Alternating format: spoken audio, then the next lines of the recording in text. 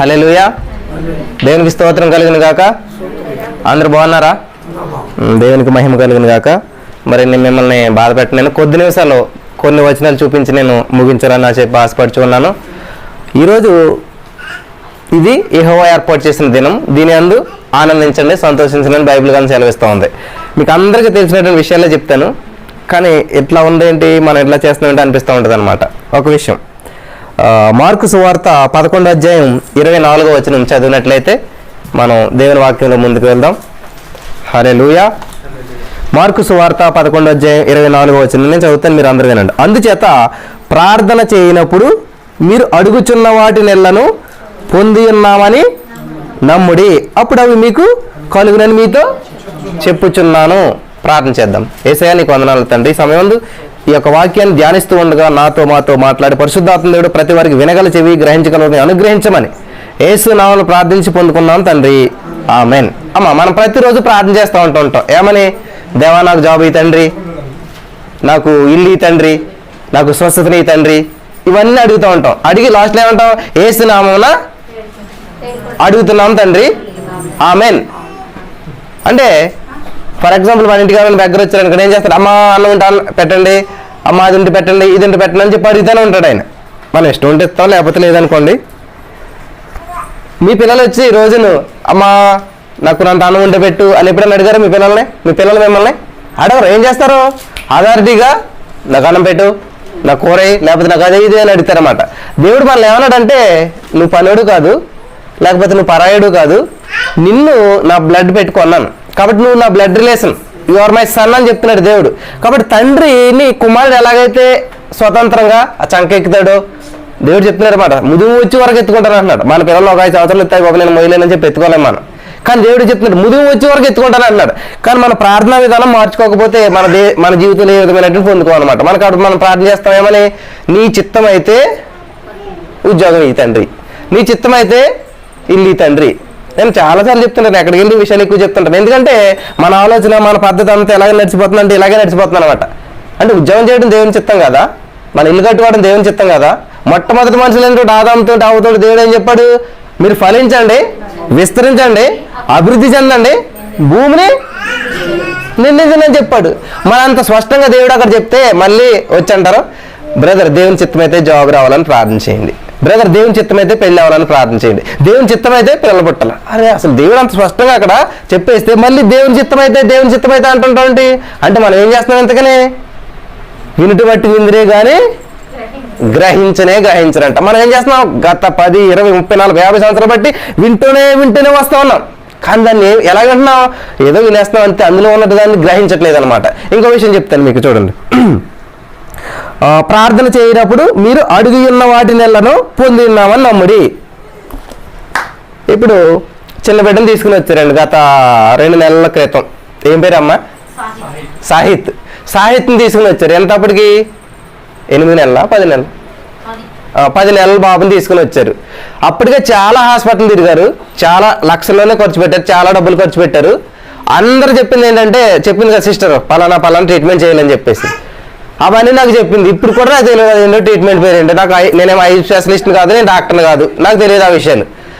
కానీ మనకు ఒకటి తెలుసు ఏంటంట, వైద్యులకు వైద్యుడు, రాజులకు రాజు, గొప్పవాడు ఉన్నాడు అన్న సంగతి మనకు తెలుసు. ఆయనకు అసాధ్యమైంది ఏమన్నా ఉన్నదా? లేదు.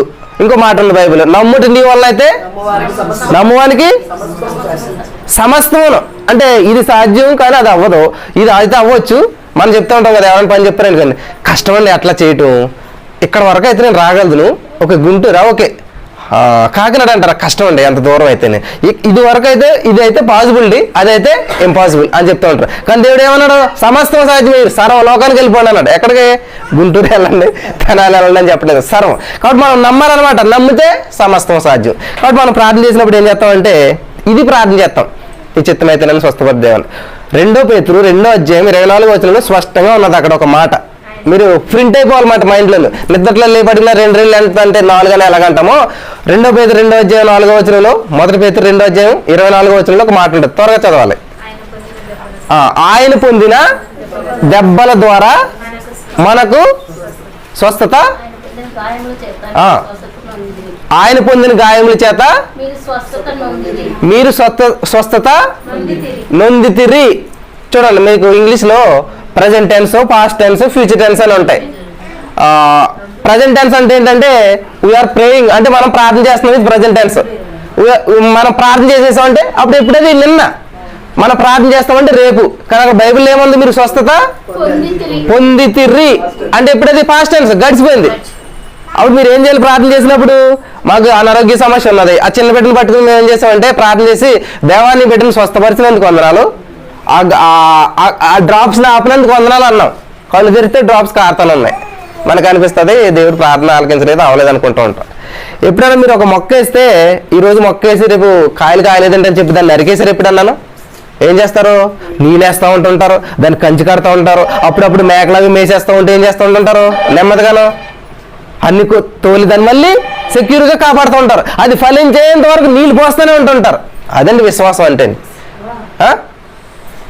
ఇంగ్లీష్లో ఒక మాట ఉంటుంది, without patience faith is like A fake అంట.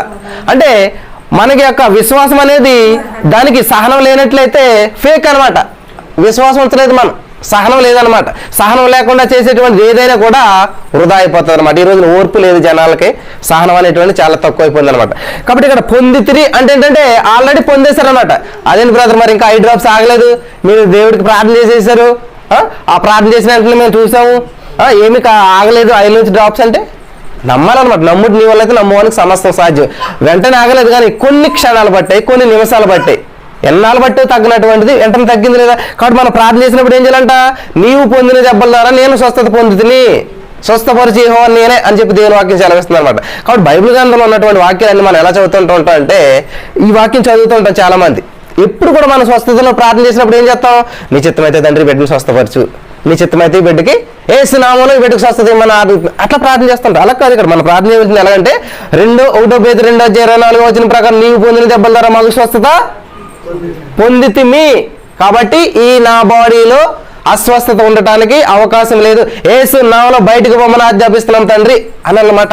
కాబట్టి ఈరోజు మనం దేవునితో మాట్లాడుతుంటాం, దేవా ఇంత పెద్ద సమస్య నుంచి నేను విడుదల చేయి దేవా. ఏంటంటే దేవుడేమో చిన్నాడు, మనం చేసే ప్రార్థనలో ఎంత పెద్ద సమస్య దేవా, దేవుడి మాట చిన్నగా అవుతుంది, ఎంత పెద్ద సమస్యలో ఉన్నాను దేవా అంటూ ఉంటుంటాం అన్నమాట.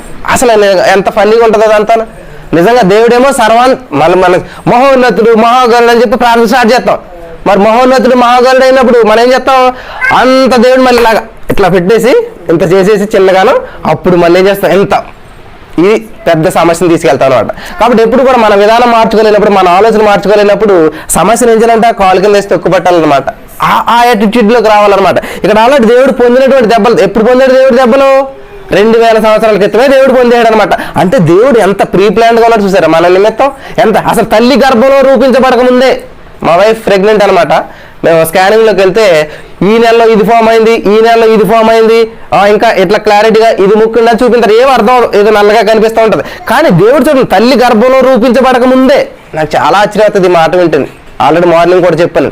అంటే తల్లి గర్భంలో రూపించబడక ముందే దేవుడు చూసాడంటే అసలు ఆయన ఐస్ ఎంత పవర్ అయినవి, ఆయన జ్ఞానం ఎంత అమోఘం అసలేని ఆలోచన చేశారు ఎప్పుడన్నా. అంత సర్వశక్తి మంత్రి అయిన దేవుని కలిగినట్టు మనం జాబ్ రాలేదండి, ఇంకాను వస్తుందో రాదో తెలియదండి.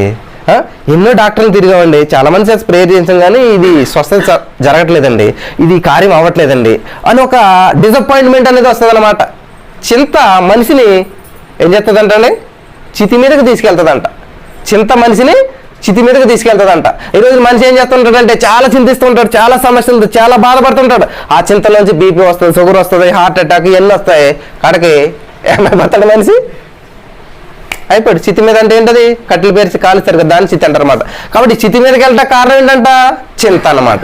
హల్లెలూయా. కాబట్టి మీరు ఏం చేయాలి? పౌలు గారు చెప్తాడు, ఆనందించండి. మళ్ళా ఇప్పుడు ఆనందించాలంట. 1 తెస్సలోనికై 5:18 పొద్దుట ధ్యానం చేసుకున్నాం మనం. ప్రతి విషయంలో కృతజ్ఞతలు చెప్పాలంట. మీ ఆయన లెంపకేసానుకో థ్యాంక్ యూ జీసస్ అనాలన్నమాట. ఇంకో లెంపకేసాడు అనుకోండి థ్యాంక్ యూ జీసస్ అనాలన్నమాట. ఆయనకి అర్థం అవుతుంది అసలు ఏం జరుగుతుంది ఇక్కడ. అది దేవుని కృతజ్ఞత కలిగి ఉంటాం అంటేనే. అంతేగాని మీ ఆయన మంచిగా మంచి చీర కొనుక్కొచ్చినప్పుడు, మంచి బంగారం కొనుక్కు థ్యాంక్ యూ జీజస్ అంటాం. అది అందరూ అంటారు, అది గ్రేట్ కదనమాట.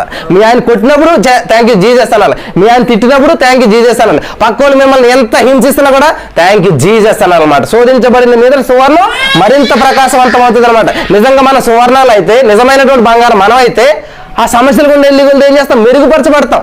కానీ ఈ రోజు మరుగుపరచబడుతున్నాం. ఎందుకంటే మనలో నిజమైనది లేదు కాబట్టి. నిజమైన బంగారం అయితే మెరుగు అంటే మంచి మెరుపు వస్తుంది అనమాట.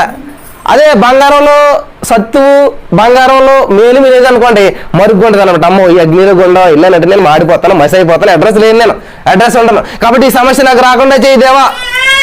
ఏ క్రైస్తవుడైనా సరే ఎవరైనా సమస్య నాకు రాకుండా చేయండి దేవా అని ప్రార్థన చేశారంటే, ఇప్పుడు సన్నీ ఉన్నాడండి, మంచిగా మనకి మంచి క్యాంపస్లో సెలెక్ట్ అయ్యాడు. ఆయన ఏం చేశాడు ప్రార్థన, నాకు ఏ క్యాంపస్ ఇంటర్వ్యూస్ లేకుండా చేయదేవా, నాకు ఏ ఇంటర్వ్యూకి నేను వెళ్ళకుండా చేయదేవా అని ప్రార్థన చేస్తే ఈరోజు జాబ్ కొట్టుకుంటాడా? ఇంటర్వ్యూస్ ఉండాలి, సెలక్షన్స్ ఉండాలి, అందులో సెలెక్ట్ అయ్యేటువంటి జ్ఞానం దేవుడిచ్చి మనం నడిపించినప్పుడు, దానిలో విజయం పొందినప్పుడు అప్పుడు దేవునికి మహిమ వస్తుంది అనమాట. మనం ఏం చేస్తా ఉంటాండి, సమస్యలు రాకుండా ఉండాలి అని కాదు. దేవుడు ఒక మాట చెప్తాడండి యోహాను పత్రికలో, మీకు ఈ లోకంలో శ్రమ సంభవించును, కలుగురు, ఆయనను ధైర్యం తెచ్చుకోండి. ఎందుకు ధైర్యం? నేను లోకం జయించాను, you are my son, you are my blood. కాబట్టి మీరు నా పిల్లలు, కాబట్టి మీరు జయింతారు. మీరు ఏది కూడా మిమ్మల్ని ఏదైతే కూడా తాకలేదు. గాఢాంధకారపు లోయలు కూడా మీరు వెళ్ళరని చెప్పట్లేదు. గాఢాంధకారపు లోయలో సంచరించినను ఏ అపాయం నీ దగ్గరికి రాదు, ఎందుకంటే నేను కవర్ చేశాను నేను కాబట్టి. అంతేగాని నేను అపాయం రాకుండా నేను కాపాడేస్తాను, ఇది ఈ గాఢాంధకారపు లోయల్లో నేను నడిపించాలని దేవుడు చెప్పట్లేదు. ఇప్పుడు ఫర్ ఎగ్జాంపుల్ మీ పిల్లలు స్కూల్లోకి వెళ్తారని చదువుకుంటారు, హోంవర్క్ ఇచ్చినండి నన్ను శుభ్రంగా తినేసి పడుకో, హోంవర్క్ ఏమి ఇచ్చి నేను రాసేస్తానని ఎవరన్నా అంటారా? ఏ తల్లిదండ్రులు అనరు. నిజమైన తెలివైన తల్లిదండ్రులు ఏం చేస్తారంటే, నన్ను హోంవర్క్ చేయి, నీకు అర్థం అవ్వట్లేదో నేను చెప్తాను, అది అర్థం అవ్వలేదు సరే నేను నీకు సహాయం చేస్తాను, ఎలాగని చేయనా అని చెప్పి పుష్ చేస్తారనమాట. అది మన మెంటాలిటీ, దేవుని మెంటాలిటీ అనమాట. దేవుని మనస్తత్వం ఏం చేస్తాడంటే, నీకు సమస్యలు రావు, నీకు సమస్యలు ఉండవు అని చెప్పడం అనమాట. శ్రమలో 90 కీర్తన లాస్ట్లో ఉంటుంది ఒక మాట, శ్రమలో నేను అతనికి తోడే అంటాను, అతను విడిపిస్తాను, గొప్ప చేస్తాను. అది మన గొప్ప దేవుడి యొక్క లక్షణం ఏంటంటే, శ్రమలు రాకుండా చేయడండి, శ్రమల్లో విజయాన్ని ఇస్తానమాట. యుద్ధం విక్టరీ అంటే ఏంటి? కూర్చుని ఉంటే వస్తుంది విక్టరీ. యుద్ధం చేసి నెగ్గినోని విక్టోరియస్ పర్సన్ అంటారనమాట. హల్లెలూయా. విజేతగా నిలబడ్డాడంటే ఎవరు వస్తారు? పరిగెట్టకుండా అలా కూర్చుని చూసి విజేతలు అంటారా?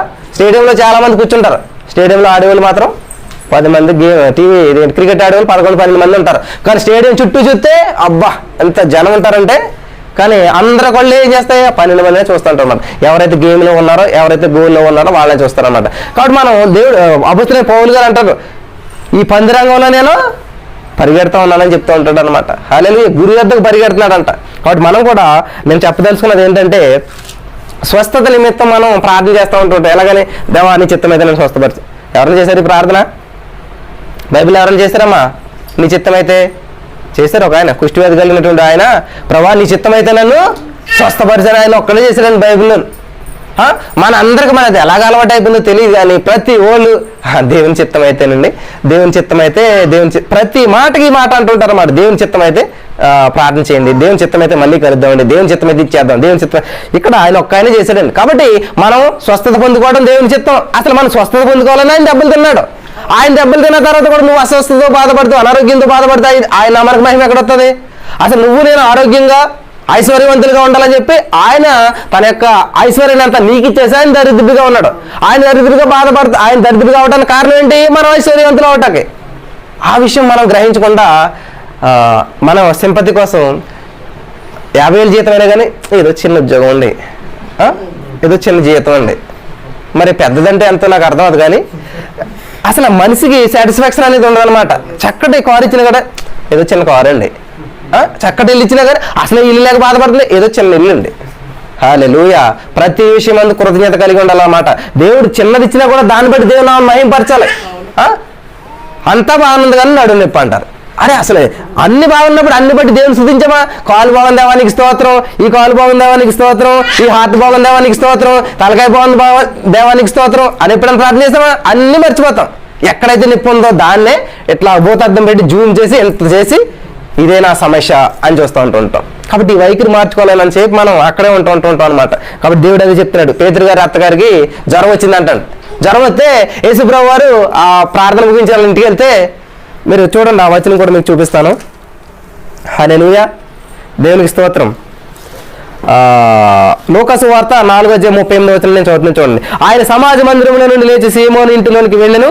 సీమోను అత్త తీవ్రమైనటువంటి జ్వరంతో పడి ఉండెను గనుక ఆమె విషయం ఆయన వద్ద మనవి చేసుకుని. ప్రియులారా గమనించండి, మీకు అందరికీ తెలిసిన స్టోరీ అది. యేసుప్రభువు వచ్చారంట. వచ్చిన వెంటనే ఏం చేశాడు ఆయన? అలా అత్తగారి ఒంట్లో పోవాలని పేతురు గారు చెప్పారంట. చెప్పిన వెంటనే చదవన్నాం తర్వాత వచ్చిన ఆయన ఆమె చెంత నిలబడి ఎవరిని గద్దించారు? మనం ఏం చేస్తాం? మోకరిని చెప్తాం వెంటనే సమస్యను పట్టించుకో. మనం ఇంతకని ఏసయ్యా ఎవరు గుర్తొస్తాం మనకు సమస్య వచ్చిన వెంటనే? సమస్యతో మాట్లాడడం ఇంతకని సమస్యను పట్టించుకో. మనం ఆయన ఏం చేస్తున్నాడు? జ్వరంను గద్దించాడంట. మన జ్వరాన్ని గద్దించాం. ప్రభువా నీ చిత్తమైతే ఈ బిడ్డను స్వస్థపరిచిదేవా, ఎట్లా చేస్తూ ఉంటాం. చాలా తప్పండి అది ప్రార్థన.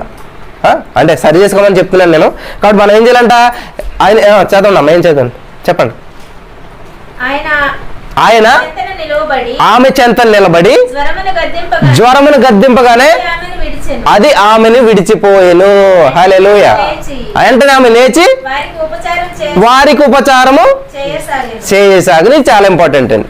చాలా కుష్ఠరోగులు కూడా 10 మంది దేవుడి దగ్గరికి వచ్చి దేవుడు స్వస్థపరిచాడంట. వాళ్ళని అందులో 9 మంది ఏం చేశారంటే ఆ రోగం పోయిన వెంటనే వాళ్ళ పనులు నిమగ్నం అయిపోయారు. ఎవరు బిజినెస్ వాళ్ళు స్టార్ట్ చేసుకున్నారు. ఆల్రెడీ చాలాసార్లు చెప్పిన ఒక సంఘటన. ఒక ఆమె దగ్గర, ఒక పాస్టర్ గారి దగ్గరికి అంట ఒక ఆమె వచ్చిందంటండి. ఆ పాస్టర్ గారికి స్వస్థత వరం ఉందన్నమాట. ఎవరికి ప్రార్థన చేస్తే అందరికి స్వస్థతలు వస్తాయి. అందరి కోసం ప్రార్థన చేశాడు ఆయన. అందరూ హీల్డ్ అనమాట. కానీ ఒక్క మిగిలిపోయింది. ఎంత ప్రార్థన చేసినప్పుడు స్వస్థత రావట్లేదు. ఇంకెలా కాదని ఆమె గొడవ నాకు ఎందుకని నేను 10 రోజులు ఉపాసం ఉన్నాను పాస్టర్ గారు. అందరికి చేస్తున్నా వాడికి ఎందుకు చేయట్లేదని ఉపవాసం ఉంటే ఇంకా దేవుడు వీడికి అర్థమయ్యేలా లేదని చెప్పి దేవుడు వచ్చి ఏంటి ప్రవాసులైనా ఆవిడకి ఎందుకు స్వస్థత పరచలేదు అందరికి చేసావు కదంటే, నాకు తెలియదా ఎవరికి స్వస్థపరచాలో ఎవరికి స్వస్థ చేయకూడదు. ఆమెకున్నది ఏంటి తెలుసా? ఎయిడ్స్ వ్యాధి. సరేలేమో స్వస్థపరిద్దాం బాగు చేద్దామంటే ఆమె ఆలోచన ఎలాగుంది? ఆ వ్యాధి కుదిరిపోయిన వెంటనే మళ్ళీ బిజినెస్ స్టార్ట్ చేయాలనేటువంటి తలంతో వచ్చిందంట ఆవిడ. ఆ వ్యాధి కుదిరిపోయి మళ్ళీ సెట్ అయిపోతే మళ్ళీ పాత జీవితంలోకి వెళ్ళిపోయి మళ్ళీ పాత బిజినెస్ స్టార్ట్ చేసుకుంటారనుకుంటుందంట. సరే మళ్ళీ బాగు చేసి మళ్ళీ ఆవిడ ఆ బిజినెస్ చేసుకోవాలనేందుకు ఆ బాధతోటి దేవుని సన్నిధిలో ఉండడం మంచిది కదా అని చెప్పి నేను స్వస్థపరచలేదని చెప్పి దేవుడు చెప్పాడంట. హల్లెలూయా. కాబట్టి దేవుడు చేసే కార్యాలు చాలా విచిత్రంగా ఉంటాయి అనమాట. మనకు అర్థం కావు. మనం గోజాడుతూ ఉంటుంటాం, పోరాడుతూ ఉంటుంటాం, జరగవు. ఎందుకంటే ఇదనమాట. కాబట్టి కొన్ని విషయాల్లో మనకి కొన్ని లేట్ అవుతుంటాయి. ఎందుకంటే మన వేలు కొరకు అనమాట. హల్లెలూయా. చూడు, పేతురు అత్తగారిని దేవుడు స్వస్థపరిచాడు. ఏమని? జ్వరనా బయటకు పో అని చెప్పాడు. వెళ్ళిపోయిందా లేదా? కాబట్టి మీరు ఏం చేయలేదు? ఈ రోజున ఇల్లు ఆగిపోయింది అనుకోండి. మా ఇల్లు ఆగిపోయింది ఒకసారి కడుతున్నప్పుడు ఏం చేశాను అనుకుంటున్నారు? ఎవరు లేరు అక్కడ. గోడను పట్టుకున్నాను. ఇది గోడ అనుకోండి. యేసు నామంలో ఆగబడిన ఇల్లు ప్రారంభించబడింది కాక నెక్స్ట్ డే స్టార్ట్ అయిపోయింది. మేస్త్రితో మాట్లాడానా నేను? లేకపోతే ఇట్లా దేవుడికి ప్రార్థన చేశానా? ఎక్కడ సమస్య ఉందో అక్కడ మాట్లాడాలి మనం. ఫర్ ఎగ్జాంపుల్ సిస్టర్కి గాయమైంది. ఇప్పుడు ఆ డాక్టర్ వచ్చి ఇక్కడ ఇట్లా సీరియస్ ఇక్కడ ఆపరేషన్ చేసాడు అనుకోండి, ఏమంటారు? కేసు పెడతారు. చాలా ఆవిడ తగిలిందేమో కాలుకి గాయం, ఆపరేషన్ ఇక్కడ చేస్తే ఎట్లా ఉంటుంది? మనం అందరూ అదే చేస్తున్నాం. ఇక్కడ ఉన్న వాళ్ళందరూ ప్రాబ్లం ఏమో ఒక చోట ఉంటుంది, ప్రార్థన ఏమో ఒక చోట చేస్తూ ఉంటుంటున్నారు. కాబట్టి మనం చేయవలసింది ఏంటంటే సమస్యతో మాట్లాడుతూ నేర్చుకోవాలి. మనకి అపోస్తల కార్యంలో ఒక మాట చెప్తే వస్తా ఉన్నా నేను బంధకం గురించి. పుతోన్ అనేటువంటి ఒక దెయ్యం పట్టిందంటే ఒక పాపని. పడితే అక్కడ అపోస్తలైన పౌలు గారు ఏం చేస్తాడంటే అందరూ గ్రేట్గా మెచ్చుకుంటున్నారు. ఆ పిల్ల ఏం చేస్తుందంటే ఎవరి జీవితాలైనా తెరిచిన పుస్తకంలో చదివేస్తుంది అనమాట. వావ్ గ్రేట్ అనుకుంటున్నారు. ఇంతగా దెయ్యం అనమాట. ఈ అపోస్తలైన పౌలు గారు ఏం చేయడంటే అక్కడ ఒక మాట చదవన్నాం. అది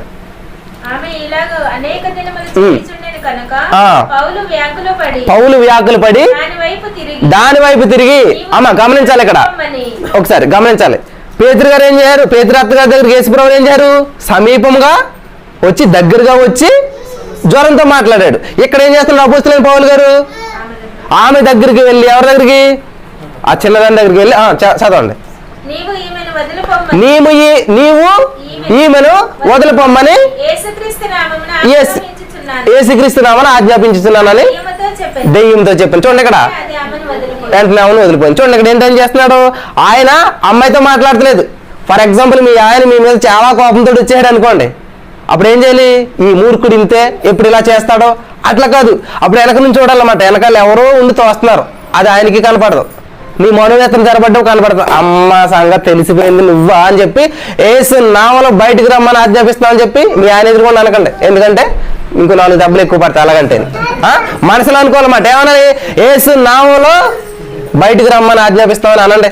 2 నిమిషాల తర్వాత ఏదో సడన్గా బయటికి వెళ్ళిపోయినట్టు చక్కగా మీ పక్కన కూర్చొని మాట్లాడతారు. ఏ ఎక్స్పీరియన్స్ అయిన విషయాలు ఇవన్నీ చెప్తున్నాను నేను, ఏదో తెలియని విషయాలు కాదండి, నేను అనుభవించిన విషయాలు చెప్తున్నాను మీకు అన్ని. కాబట్టి ఎప్పుడైనా మీ అత్తగారు మిమ్మల్ని తిడుతుందా, మీ ఆడబడుచు మిమ్మల్ని అంటుందా, ఎవరు ఏమంటున్నా సరే వాళ్ళు చాలా మంచోళ్ళండి. నేను ఫ్రాంక్గా చెప్తున్నాను, మనుషులంతా చాలా మంచోళ్ళే, మన కనపడే వాళ్ళందరూ కూడా మంచోళ్ళే. కానీ వాళ్ళ వెనకాల ఏదో ఒక ప్రభావం పనిచేస్తూ ఉంది కాబట్టి వాళ్ళు ఆ సమయంలో ఉద్రేకపడుతుంటారు, కోపడుతుంటారు. నిజంగా తర్వాత మిమ్మల్ని చాలా ప్రేమిస్తుంటారు. అరే ఏంటి మీరు ఇలా తిట్టింది, మళ్ళీ ఇలా ప్రేమిస్తుంది, ఇప్పుడే కదా నన్ను తిట్టేసింది, ఇప్పుడే మళ్ళీ టీ వేస్తుంది, ఇదేంటి నాకు ఏం అర్థం అవట్లేదు అనుకుంటా, ఏం అర్థం అవట్లేదు ఇది అనమాట. మన మనోనేత్రం తిరిగిపడితే అప్పుడు సినిమా కనపడుతుంది అనమాట. అసలు అంటాను, అరే నువ్వు చేసావా ఇదంతానో అని చెప్పి అప్పుడు బాధపడుతున్నా. అయ్యో ఆ సమయంలో అనవసరంగా అనేసానే, ఇటు చాలా మంచిదే అని బాధపడతాను. ఎందుకని విషయం ఏంటంటే ఇదనమాట. ఈ అమ్మాయిని కూడా దెయ్యం ఏదో చేస్తుంటే పౌలు గారు అన్నాడు, యేసు నామమును వదిలిపెట్టి అని ఆయన మోకరించాడా, ప్రార్థన చేశాడా? ఎవరితో మాట్లాడుతున్నాడు? అమ్మాయితో మాట్లాడుతున్నాడా? దెయ్యంతో మాట్లాడుతున్నాడు. హల్లెలూయా. యేసుప్రభు శిష్యులు వెళ్తున్నప్పుడు కూడా గాలి తుఫాన్ ఎదురైనప్పుడు అందరూ భయపడుతూ ఉన్నారు. అప్పుడు యేసుప్రభు ఏం చేయడంటండి, ప్రార్థన చేశాడు, ఆయన మోకరించాడా, గద్దించాడు ఆయన. ఏయ్ ఆగు, ఏంటి నీ గొడవ ఏంటి, నీ గొడవ ఏంటి, నీ బాధ ఏంటి అన్నాడంటే అంటే ఇట్లాగా నిమ్మలించేసేయంట. అంటే గాలి మాట అంటది, గోడల మాటలు అంటాయి, ఆకాశం ఆలకించి భూమి చెవికి అన్నాడు దేవుడు. అంత అద్భుతమైనటువంటి దేవుడు మనం కలిగి ఉన్నాం. కానీ మనం ఏం చేస్తాం, సమస్యలతో బాధపడుతూ ఉంటుంటాం. ఎవరు కనబడితే వాళ్ళకి ఏ వాట్సాప్ గ్రూప్ ఉంటే ఆ వాట్సాప్ గ్రూప్ అందరికి మనం ఏం చేస్తూ ఉంటుంటాం, మా కోసం పేరు చేయండి, మాకు ఈ సమస్య అండి అని చెప్పి ఈ సమస్యని అంబాసిడర్, బ్రాండ్ అంబాసిడర్ అంటారు కదా. చూడండి మనకి టీ పొడేలు వాటికి యాడ్లు ఎత్తుంటారు, అలా ఎప్పుడు కిచెన్లోకి వెళ్ళరు. ఈ కారం వాడండి చాలా బాగుంటుంది అంటది. అవి ఎప్పుడు వంట చేసిందో తెలియదు ఆవిడకి, ఏ కూరలో ఎంత కారం వేస్తారో కూడా ఆవిడకి తెలియదు అనమాట. కానీ ఈ కారం వాడితే చాలా బాగుంటుందని, ఈ ఉప్పు వాడితే చాలా బాగుంటుందని చెప్తుంది ఆవిడకి. అసలు సాల్ట్ ఎంత వేయాలో కూరలో ఆవిడకి ఏమీ తెలియదు అనమాట. వాళ్ళు మనం కూడా ఏం చేస్తూ ఉంటాం అంటే ఈ సమస్యలకి బ్రాండ్ అంబాసిడర్లుగా వర్క్ చేస్తూ ఉంటాం అనమాట. ఈ సమస్య అసలు ఎంత భయంకరమైందంటే, ఈ సమస్య ఎంత గొప్పదంటే అని చెప్తూ ఉంటుంటాం. కాబట్టి ఈ రోజు నుంచి నేను మీకు తెలియజేయవలసింది ఏంటంటే, సమస్యతో మాట్లాడుతూ నేర్చుకోండి ప్రతి వాళ్ళు కూడాను. ఏ సమస్య అయినా సరే, మీ ఇంట్లో ఏ అనారోగ్య సమస్య అయినా, ఆర్థిక సమస్య అయినా, అసలు ఎటువంటి గొడవలు వచ్చినా, ఎటువంటి సమస్యలు వచ్చినా జస్ట్ కామ్ అవ్వండి, రిలాక్స్ అవ్వండి. యేసు నామంలో ఆ సమస్యను బయటకు పొమ్మని ఆజ్ఞాపిస్తున్నామని. యేసు నామం అనేటువంటి ఒక ఆయుధం మాట అండి. మన చేతిలో కత్తి ఉన్నదనుకోండి, ఇప్పుడు ఫర్ ఎగ్జాంపుల్ మన చేతిలో కత్తి కర్ర ఉన్నదనుకోండి, కుక్క మన మీదకి వస్తుందా? అది వచ్చిందనుకోండి, అప్పుడు దాకా కర్రలా పట్టుకున్నట్లే ఇలా తోక ముడిచిన ఏం చేస్తుంది అంట వెళ్ళిపోతుంది అనమాట. అదే అనుకోండి బహుమని మీద పడుతుంటది అనమాట. కాబట్టి దేవుడు మనకు ఒక ఆయుధం ఇచ్చాడు. ఆ ఆయుధం ఉపయోగించినప్పుడు ఏదైనా సరే తోక ముడుచుకుని ఎటువంటి సమస్య అయినా కూడా వెళ్ళిపోవలసిందే. కాబట్టి మనం ప్రార్థన చేసినప్పుడు ఏం చేయాలంట, అడుక్కుంటున్నాం తండ్రి అని అనొద్దు, పొందుకున్నాం తండ్రి అని అనమాట. కాబట్టి యేసు నామములో ఇల్లు ఇచ్చినందుకు వందనాలు తండ్రి. మనకి ఇల్లు లేదు, చిన్న గుడిసెలు ఉన్నా కానీ ఏమన్నా యేసు నామములో ఇల్లు ఇచ్చినందుకు వందనాలు తండ్రి, ఆమేన్ ఆల్రెడీ వచ్చేసింది అనమాట. ఒక ఆయన 10 గేదెలు మిస్ అయిపోయినాయి అంట. మా యూట్యూబ్లో ఆయన ఏం చేశాడంటే, ఎవరో వీళ్ళు ప్రార్థన చేస్తారు యూట్యూబ్లోను, అక్కడ పెడితే కామెంట్ రూపంలో పెడితే కార్యం జరుగుతుంది అంటే అని చెప్పారంట. ఆయన వచ్చి మాది సమస్య అండి ప్రార్థన చేయండి అని చెప్పాడు ఆయన. మేమంతా ఎక్కడెక్కడ ఉన్నాం, ఇజ్రాయేల్ అక్కడ ఇక్కడ అందరూ కలిసి ఆ గ్రూప్లో ప్రార్థన చేసాం. నాకు ఉన్న అలవాటు ఏంటంటే ఇదనమాట, ఏదైతే లేదో అది ఉన్నదని దేవుడు చెప్పిన మాట, ఇది మాట అర్థం చేసుకున్నాను బాగా. లేదు కానీ ఉన్నదని నమ్మాలన్నమాట. అదే విశ్వాసం అంటే. నేను ఆ బ్రదర్కి ఏం చెప్పానంటే, బ్రదర్ మీ 10 గేదెలు మిస్ అయిపోయినాయి కదా, కళ్ళు మూసుకోండి, ఒక చిత్రం ఊహించుకోండి. ఆల్రెడీ మీ గేదెలు మీ వాకిట్లో వచ్చి నిలబడ్డాయి, తెల్లవారేసరికి ఉంటాయి, అలా ఊహించుకోండి, అది నమ్ముకోండి, అది పొందుకోండి అని చెప్పి చిన్న ప్రార్థన చేశాం. విచిత్రంగా ఏమైందంటే తెల్లవారేసరికి ఆయన లేచేసరికి 10 గేదెలు ఆ గేదెలు వచ్చేసేసి అలా వాకిట్లో కూర్చున్నాయంట. హల్లెలూయా.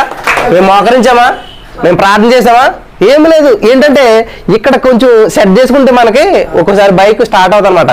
జస్ట్ ఆ కీని మనం కరెక్ట్గా పెట్టకపోతే, ఇందాక సిస్టర్ బైక్ స్టార్ట్ చేసిన అవట్లేదు, ఎందుకంటే కీ సరిగ్గా తిప్పలేదు నేను, ఇట్లా తిప్పితే ఇట్లా నొక్కిన స్టార్ట్ అయిపోయింది అనమాట. కాబట్టి మన జీవితంలో అద్భుతాలు, ఆశ్చర్యకార్యాలు, మహోత్తర కార్యాలు జరగట్లేదు ఏంటంటే ఆ కీని కొంచెం కరెక్ట్గా ట్యూన్ చేసి పెట్టుకోవాలన్నమాట. ఎప్పుడైతే ట్యూన్ అయిందో జీవితంలో వర్షం కురుతుంది అనమాట. అద్భుతాలు, వర్షం, ఆశ్చర్యకార్యాలు, ఆశీర్వాదాలు అన్నీ కూడా మన మీద కుమ్మరించబడుతూ ఉంటాయి అనమాట. హల్లెలూయా. కాబట్టి ఆయన నమ్మడు అంటే అంతవరకు ఆయన తెలియదు అనమాట. ఓహో వచ్చాక చూద్దాం, వచ్చాక థ్యాంక్స్ అండి దేవుడు మాకు పంపించాడు అని కాదు, అసలు ఏమీ లేవు. ఉన్నాయని థ్యాంక్స్ చెప్పండి, చూసుకోండి, ఆల్రెడీ పొందుకోండి, నమ్ముకోండి అన్నాం. థ్యాంక్ యూ జీసస్ ఇచ్చినందుకు అన్నాడు. అక్కడ లేవు ఇంతకనే థ్యాంక్ యూ జీసస్ అని చెప్పాడు. లేవు నేను ఉన్నట్టు చూశాడు, ఆల్రెడీ వచ్చేసాయి అనమాట. హల్లెలూయా. కాబట్టి మీకు అనారోగ్యం ఉందా, మీకు సమస్య ఉందా, మీకు ఇబ్బంది ఉందా, మీ బాడీలో ఏదైనా పార్ట్ పనిచేయట్లేదా, ఏం చెప్పాలి? దేవా నన్ను స్వస్థపరిచినందుకు వందనాలు, నాకు ఆరోగ్యం ఇచ్చినందుకు వందనాలు, నన్ను బాగు చేసినందుకు వందనాలు, ఆమెనానండి. మీరు అలాగైపోతారు. దేవుడి మాటలు దీవించి ఆశ్రయించిన గాక. ప్రార్థన చేసుకుందాం. హల్లెలూయా, థ్యాంక్ యూ జీసస్. వందనాలు దేవా, నువ్వు గొప్ప దేవుడు నా తండ్రి, ఆశ్చర్యకరుడు నా తండ్రి, ఆలోచనకర్త నా తండ్రి. మరి సమయంలో అద్భుతమైనటువంటి వాక్యాలు మాకు బోధించి ఉన్నాం. నిజమే, మేము ఏది ప్రార్థన చేసినా అడుగుతూ ఉంటావు నా తండ్రి, ఒక బెగ్గర్లో అడుక్కుంటూ ఉంటావు నా తండ్రి. కానీ నువ్వు చెప్పావు, you are my son, you are my daughter అని చెప్పావు. కాబట్టి నీ బిడ్డలు నా తండ్రి, మేము స్వతంత్రించుకుంటాం నా తండ్రి ఏదైనా. మరి అటువంటి మనసు ఇక్కడ ఉన్న వారికి అందరూ అనుగ్రహించినందుకు వందనాలు తండ్రి. విన్న వాక్య వ్యర్థం కాకుండా ప్రతి హృదయంలో నాటబడి నూరంతులుగా ఫలింప చేయమని, దీవించి ఆశ్రయించమని. ఎవరైతే సమస్యలతో ఉన్నారో, ఎవరైతే ఇబ్బందులతో ఉన్నారో నా వారందరికీ నా వారు విడుదలను అనుగ్రహించినందుకు వందనం చెల్లిస్తూ నమ్మి పొందుకుని ఉన్నామా పరమ తండ్రి. ఆమేన్. యేసు రక్తమే జయం, శిలువ రక్తమే జయం, అపవాదికి అనంత నాశనం ప్రభు యేసుక్రీస్తు నామమున సంపూర్ణ విజయం కలుగును గాక. ఆమేన్. తండ్రి యొక్క, కుమారుని యొక్క, పరిశుద్ధాత్మ యొక్క సహవాసం సన్నిధి మరి ఇక కూడికలో ఏకీభవించిన వారందరి పైనను, ఈ వర్తమానం ఇచ్చిన ప్రతి వారి పైనను ఇప్పుడు ఎప్పుడు ఎల్లప్పుడు సదాకాలం తోడే నడిపించును గాక. ఆమేన్.